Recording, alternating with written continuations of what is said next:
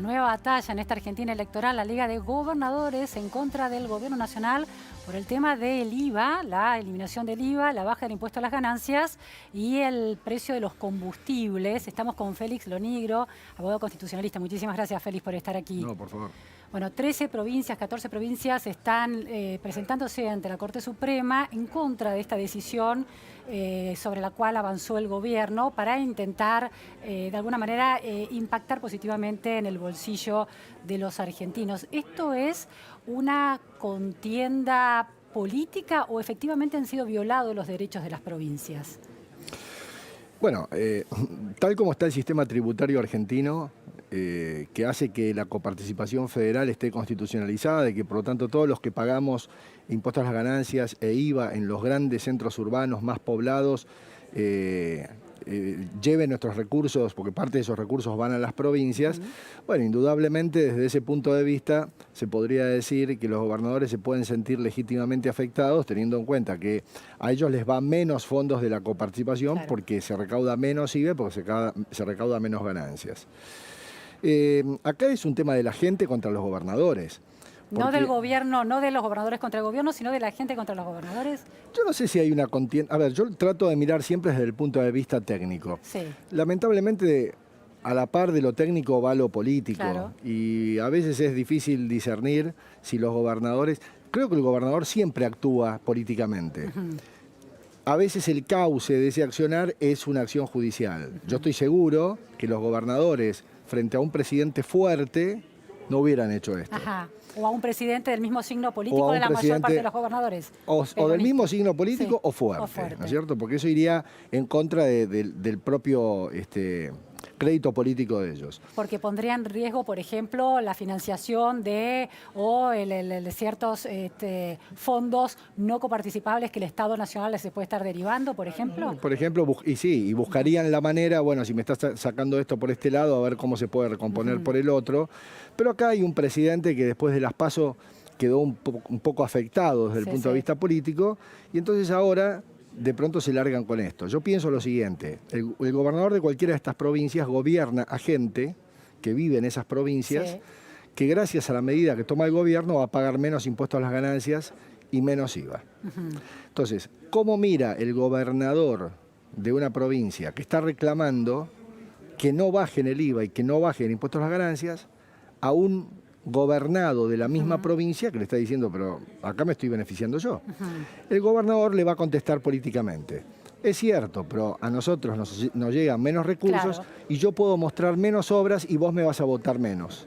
Entonces yo creo que esa acá... es la lectura política. También podría decir, me llegan menos recursos y tengo menos márgenes para ejercer las políticas públicas en los lugares claves que necesita esta salud, provincia. educación, claro, etcétera, etcétera. Por eso hay un prisma político para leer esto y hay un prisma técnico también para leer esta cuestión. Yo siempre opino técnicamente y lo que digo es, los gobernadores pueden sentirse legítimamente afectados y tienen una vía para recurrir. Suena raro que un presidente baje impuestos y los gobernadores se quejen. Pero la verdad es que está distorsionado el sistema tributario argentino. Cada provincia debería tener sus propios recursos tributarios, no pedirle ayuda a los centros urbanos más poblados, pero para esto, previamente, hay que hacer algo que no hizo nunca ningún gobierno y que no se escucha que alguno tenga pensado hacerlo. ¿Qué es? Reformar. Adoptar políticas que generen a mediano y largo plazo una mejor distribución poblacional. Se cambia la ley de coparticipación nacional. No, eso además. Yo creo que la ley de coparticipación y la coparticipación federal son parches para solucionar el problema de fondo, es que en las provincias no hay gente. Entonces la pregunta es, el gobernador, ¿a quién le cobra ganancias? Claro. ¿A quién le va a cobrar IVA? No hay gente, entonces no tributa, no hay quien tribute. Esto lo decía, hoy es el día del abogado porque es el día del nacimiento de Alberdi. Y Alberdi decía, en aquellos años, cuando se creó la Constitución, señores, van a dictar una Constitución para el desierto. Hay que poblarlo porque sin población, sin gente no hay economía, no hay desarrollo, no hay recursos, no hay intercambio, no hay comercio, no hay nada. La Argentina creció poco para el territorio que tiene y muy mal distribuida. Entonces lo que nos pasa es que hay una provincia que tiene el 40% de habitantes, 4 provincias que tienen de 3 millones de habitantes para arriba Sí, sí. y 2/3 de las provincias argentinas que no llegan ni a 1 millón de habitantes. Entonces, claro, el gobernador de Chubut le tiene que cobrar impuesto a las ganancias a las ovejas, porque no se sabe quién lo va a pagar. Ellos necesitan de la coparticipación. Está bien, que exista como parche, pero constitucionalizarla en el año 94 Ajá. fue un error, porque una vez que está constitucionalizado, ¿quién lo saca de ahí adentro? Y se constitucionaliza en honor o para honrar el federalismo argentino.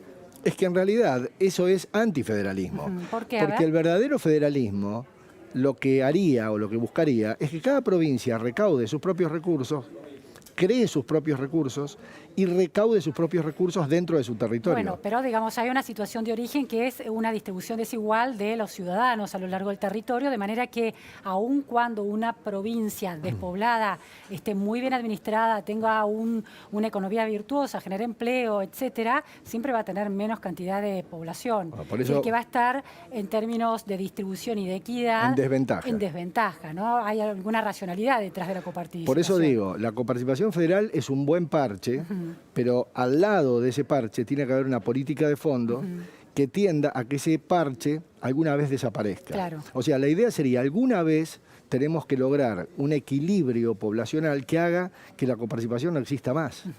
Ahora, si quedó constitucionalizada, no se piensa en un parche. Y las políticas de fondo tendientes a mejorar la distribución poblacional, e inclusive yo diría a subir el índice de natalidad, porque en Argentina parece que no, pero hay bajo índice de natalidad. Sí, claro, sí, sí. Esas políticas no se escuchan, o sea, yo por lo menos no escucho a ningún candidato hablar de ese tema. Es un enorme problema también para el sistema previsional, ¿no? Va a haber menos aportantes para gente cada vez más anciana, mayor cantidad de gente cada vez más anciana. Y según los organismos internacionales, un país ingresa en un proceso de envejecimiento cuando el 7% de su población tiene más de 65 años. Nosotros ya lo alcanzamos hace 30 años y estamos entre el 12 y el 15 y en 25 años podemos estar en el 20% de la población con más de 65 años, una población muy envejecida. Ahora, Félix, a lo largo de los años de kirchnerismo, que retuvo 15 puntos de la coparticipación que le correspondía a las provincias, la Corte termina fallando a poco de asumir Cambiemos en diciembre de 2015 en contra del Estado Nacional, que a partir de ahí era de Cambiemos, y se tuvo que devolver esos 15 puntos en cuotas, bueno, con distintos planes de alguna manera de pago del Poder Ejecutivo Nacional a las provincias. Es decir que de alguna manera la Corte, en la medida en que está constitucionalizado el derecho, esta coparticipación federal, no tiene muchas chances de fallar en contra. ¿Existe la posibilidad de que se reforme, es decir, se plantee una reforma de la Constitución para exclusivamente ese punto que está produciendo tantas, de alguna manera, tergiversaciones? A ver, dos cosas. Primero, este es un reclamo diferente, porque la ley de coparticipación es la que establece que de todos los recursos coparticipables el 15% va a seguridad social. Acá en este caso de lo que es un decreto de necesidad de urgencia que crea o que disminuye un impuesto. Ya se sabe que los decretos... Es cuestionable. Desde ese punto de vista. Lo que pasa es que cuando se usa para bajarlo, ¿quién lo va a cuestionar? Bueno, los gobernadores. Los gobernadores. Entonces, tienen recursos para es decir, la decisión del presidente fue un paliativo para mejorar la situación de la gente. Pero los gobernadores tienen razón desde que no se utilizó la vía adecuada, que es la ley. Claro, ir al Congreso. Que es el Congreso. En cuanto a la posibilidad de modificar o de cambiar la Constitución para modificar un artículo, se puede hacer. Pero no se puede, aunque sea un artículo, hay que seguir el mismo procedimiento que si fuera la reforma del 94, que fueron muchos. Algunas provincias tienen sistemas de enmiendas en donde para modificar un artículo, con una ley, con un quórum especial es suficiente y una consulta popular para que la gente acepte o no. A nivel nacional eso no está previsto y hay que lograr que se declare la necesidad de reforma con 2/3 de los votos de cada una de las dos cámaras, convocar a una convención constituyente. Es indudable que todo eso es un proceso muy largo. La Corte hoy dijo que por ahora no tiene previsto fallar y está esperando que la Comisión Bicameral de Temas Legales dentro del Congreso tome el tema del decreto del DNU en relación a esta baja de impuestos y suspensión del IVA, que todavía no entró al Congreso desde el Poder Ejecutivo. ¿Se puede terminar frenando ahí en el Congreso el tema? ¿Puede quedar sin efecto ahí el DNU? ¿Hay chances de que eso pase? Hasta ahora, desde que existe este mecanismo previsto en la misma Constitución Nacional, que tiene que intervenir en un decreto de necesidad de urgencia una comisión bicameral permanente, que la misma reforma del 94 la ha creado o la ha mencionado. Después, en realidad, se creó cuando se sancionó la ley reglamentaria, que es la ley 26.122. Hasta ahora nunca una comisión bicameral ha rechazado un decreto de necesidad de urgencia. Pero es cierto que hay un camino previsto que indica que para que un decreto de necesidad de urgencia quede vigente definitivamente, lo tiene que validar al menos una Cámara. Primero tiene que intervenir la comisión bicameral permanente, es lo que dice la Corte, tiene que intervenir, pero además, aunque la comisión bicameral permanente diga... porque la comisión bicameral no acepta ni rechaza, dictamina acerca de su validez. Quien acepta o rechaza es el Congreso en las dos cámaras. Pero puede decir esto no es válido, entonces sigue el decreto hacia las cámaras. Va igual a las cámaras. Es un dictamen como de una comisión, una opinión. Va a las cámaras. La ley 26.122 dice que con que una cámara apruebe el decreto, en realidad dice lo tienen que rechazar las dos para que caiga. Bueno, con que una lo apruebe, el decreto ya mantiene su vigencia. En este escenario político de debilidad de la figura presidencial después de las PASO y de minoría en ambas cámaras del Congreso, ¿hay alguna chance de que se cumpla esta tendencia histórica de que se apruebe ese DNU? Sí, porque esto todavía no ha modificado, las PASO no modificaron la relación de fuerzas en el Congreso. Entonces la comisión bicameral todavía está igual que antes de las PASO. La comisión bicameral sí, pero después cuando llega una a la Cámara de Diputados o a la Cámara de Senadores... los diputados y los senadores siguen siendo los mismos, es decir, la misma composición. Pasa que a lo mejor ahora... Una situación complicada, ¿no? Fin de un gobierno que no se sabe si puede renovar. Exactamente. Claro. Y además hay que aclarar algo. El decreto de necesidad de urgencia de Macri, como todos los decretos de necesidad de urgencia, para poder entrar en vigencia, no tienen que esperar a la confirmación del Congreso ni el pronunciamiento de la Comisión Bicameral.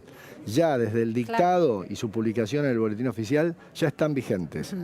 Entonces... de hecho, los pisos de ganancia empiezan a variar en los próximos días. Exactamente. Ahora, entonces, pero supongamos que el Congreso no aprueba ese decreto, que no es aprobado. ¿Qué pasa con las medidas que ya están afectando a la gente? Bueno, no la comisión bicameral. Pero si el decreto, si el Congreso de la Nación decide rechazar con las dos cámaras este decreto de necesidad de urgencia, todos los derechos adquiridos, en este caso por los contribuyentes, se sostienen. Porque lo dice la ley. No tengo que devolver, si a mí se me perdonó cierto nivel de impuesto a la ganancia, no tengo que después devolverlo. En absoluto. Y si hay alguna duda sobre eso, es la ley 26.122 que dice, aunque no esté todavía definitivamente aprobado, el decreto rige y los derechos adquiridos por terceros están a salvo. ¿Cuánto tarda todo este proceso de llegada del DNU a la Comisión Bicameral y de opinión de la emisión de la opinión de la Comisión Bicameral, llegada al Congreso y discusión en el ámbito de diputados o senadores? 10 días es el tiempo que tiene el jefe de gabinete para enviarlo al Congreso. La verdad que no sé cuándo se cumple, no me acuerdo cómo se dictó, pero en estos días seguramente. Otros 10 días tiene la Comisión Bicameral para dar su opinión, después va al Congreso y el Congreso no tiene plazo. Así que el Congreso se puede sentar arriba del DNU sin pronunciarse y como está vigente, entonces... Bueno, la conclusión a la que llegamos es que es una buena movida política del gobierno. Quiere decir, a la opinión pública le comunica que se sensibilizó ante su reclamo y su voto castigo e intenta ponerle plata en el bolsillo, que era una demanda de la sociedad. Los gobernadores peronistas hacen su juego de resistirse al poder del gobierno nacional, cuestionar la medida, y quizás esto, mientras tanto, la gente va obteniendo el beneficio, cada uno en defensa de la gente, los otros en defensa de las arcas de la provincia, cada uno puede quedar bien plantado ante la opinión pública. Estoy seguro que si le preguntamos a cualquiera de los técnicos del gobierno si son conscientes de que la medida es inconstitucional desde lo técnico, van a decir que sí. Pero también es cierto que van a decir, bueno, pero nosotros teníamos que actuar políticamente porque había que descomprimir la situación de la gente. O sea que la evaluación de la medida es diferente desde el punto de vista político / social al punto de vista técnico. Técnico constitucional. Desde el punto de vista técnico, por ejemplo, a mí me preguntan, esto se puede hacer y yo les tengo que decir, claro, no. técnicamente no. No, claro. Ahora, pero políticamente, vamos para adelante. Si esto es lo que le sirve a la gente, vamos para adelante. Claro. Nunca más notable una disociación entre lo que dice la ley y la necesidad de la gente cuando se trata de dictar un decreto sobre temas impositivos. Qué diferente hubiera sido si la Constitución hubiera dicho que no se puede dictar DNU sobre temas impositivos cuando la medida es gravosa para los contribuyentes. Sí, claro. Porque en este caso entonces no sería inconstitucional. Claro, claro. Ahora, Félix, está el tema de la medida cautelar que algunos gobernadores estaban pidiéndole a la Corte para que suspenda desde ya, más allá de la decisión que vaya a tomar el Congreso en relación al DNU, la aplicación porque bueno, como planteabas recién, el DNU ya está, digamos, en marcha, ya está vigente. Ya está vigente, digamos, pero la medida cautelar intentaba frenar esa vigencia. Y bueno, si la Corte no va a adoptar una medida cautelar, podría adoptarla. ¿Es común que la Corte adopte una medida cautelar? Es que lo que pasa es que la Corte no se mete con esas cosas, pero acá hay competencia originaria de la Corte. ¿Qué quiere decir? Que en un juicio como el que iniciaron los gobernadores, la Corte es primera, segunda y tercera instancia. Claro. Entonces, la Corte... El ámbito natural donde se resuelven esas cuestiones, no hay otro. Exacto. ¿Por qué? Porque es por las partes que son provincia con Estado Nacional. Entonces, la Corte interviene directamente. Y la Corte, en este caso, como tribunal de única instancia, podría adoptar una medida cautelar. No lo va a hacer, porque la Corte también juega su juego político. Y la Corte sabe políticamente que esta es una medida que a la gente la beneficia. Entonces la Corte se va a abstener. Sí, la Corte está escuchando el sonido de la calle eventualmente. Y la Corte tiene argumentos para tomar el caso, para no tomarlo. La Corte, si quiere, dice que la cuestión todavía es abstracta porque el decreto no se confirmó. Claro, está esperando que avance ese proceso, que la Procuración dé su opinión sobre esta cuestión, si compete o no a la Corte. Bueno, eso es otra cosa. Cuando llega un juicio a la Corte Suprema de Justicia, la Corte, antes de intervenir, le pregunta al procurador, le pide una opinión acerca de si la Corte debe intervenir en competencia originaria en los asuntos. ¿Es obligatorio que la Corte se lo pregunta al procurador? Sí, y el procurador da su opinión, pero la Corte puede no aceptarla. En este caso... Es tiempo, es ganar tiempo. Sí, que la estrategia de la Corte es ganar tiempo. Sí. Para indudablemente. No producir, y es una decisión política. Y la Corte juega políticamente. Cuando quiere opinar, la Corte cuando quiere opinar sobre un asunto, aunque la cuestión sea abstracta y que ya el pronunciamiento no tenga sentido, la Corte quiere dejar sentada su doctrina y lo dice. Y lo toma, dice, porque puede ocurrir otras veces, como ya ha hecho. Cuando la Corte se quiere sacar un problema de encima, busca algún artilugio. Los tiempos procesales, ¿no? Exactamente. Y bueno, y está dentro de la maniobra política que tiene el máximo tribunal. Una de las lecturas que se hizo en relación al otro tema de la coparticipación que hablábamos, de los 15 puntos que el kirchnerismo de alguna manera le debía a las provincias, fue porque la Corte hace ese fallo que beneficia a 3 provincias, en principio después el gobierno nacional lo extiende a pocos días de asumir el nuevo gobierno porque condiciona las arcas públicas. ¿Qué lectura hace un experto en estas resoluciones de la Corte para que haya sido tomado en ese momento de la Argentina? Y bueno, es lo mismo, la Corte ahí maneja sus tiempos políticos, porque además después, cuando llegó el gobierno de Macri, o sea, sobre el final del gobierno de Cristina Fernández se produce esta situación, este fallo, entonces Cristina Fernández políticamente dice, bueno, entonces ¿cuántas provincias son? 2 o 3 las que hicieron el juicio, acato el fallo de la Corte y devuelvo a todas las provincias. Macri tuvo que clavar los frenos y vino y volvió para atrás con ese asunto. Y la Corte se pronuncia en el recambio, o cerca del recambio presidencial, para no quedar mal con el gobierno que llega. Entonces, evidentemente... ¿Por qué para no quedar mal? ¿Por qué iba a quedar mal con el gobierno? No, perdón, con el gobierno saliente. Pero si se estaba haciendo en estos juegos de poder que la Corte, Comodoro Pi, están todo el tiempo percibiendo, un gobierno saliente ya no tiene poder. De cualquier manera, la Corte Suprema maneja...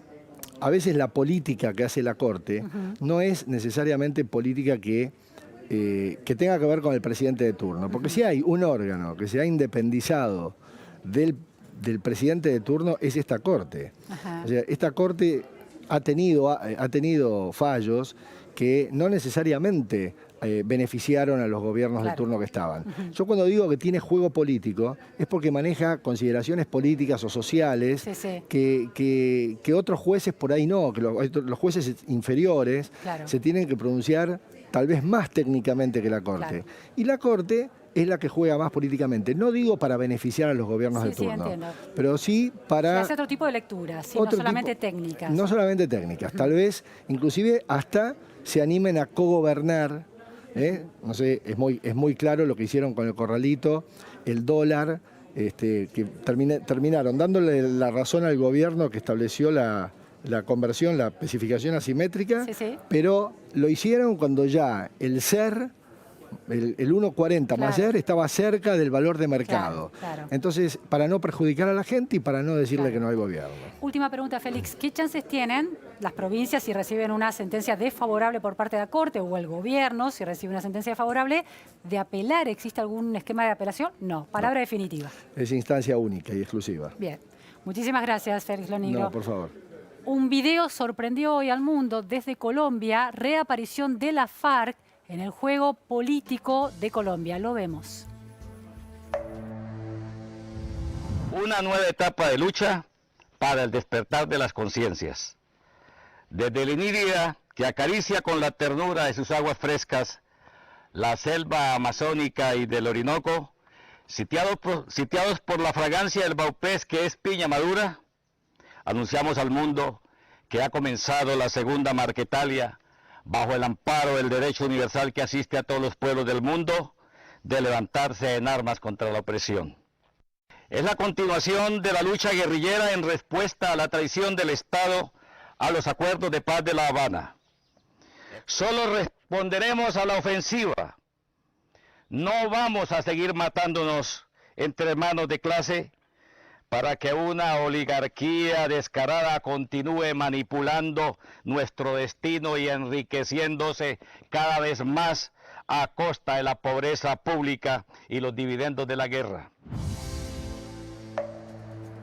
Bueno, veíamos ahí a Iván Márquez, que fue el ex jefe negociador de la FARC con el gobierno cuando hace 3 años se llegó al acuerdo de paz. Estamos por Skype en comunicación con Mauricio Reina. Muchísimas gracias, economista, columnista, respetado analista de la realidad colombiana.